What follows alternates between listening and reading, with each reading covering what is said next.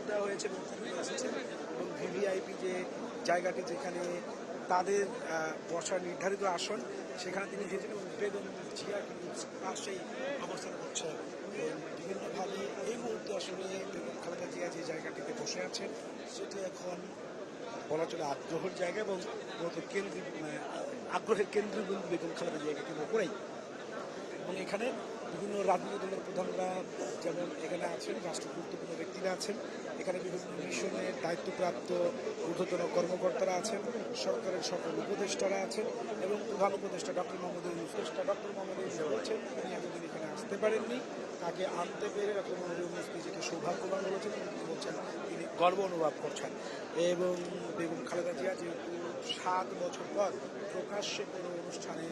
তিনি যোগদান করেছেন, সুতরাং রাজনৈতিক যে সহকর্মী সতীর্থ রয়েছে তাকে কেন্দ্র করে তাদের আগ্রহ উদ্দীপনার শেষ নেই। তারা এসে বেগম খালেদা জিয়া যেখানে বসে আছেন সেখানে করছেন, তার খোঁজ খবর নিচ্ছেন। বেগম খালেদা জিয়া এখানে বসার পর আমরা দেখেছি যে তাকে উদ্বোধন জানাতে ডক্টর মোহাম্মদ ইউনূস রাজনীতিবিদরা যারা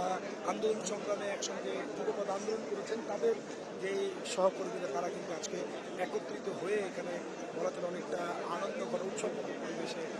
ঘোষ গল্প আড্ডা দিচ্ছেন। এখানে আছেন দেখতে পাচ্ছি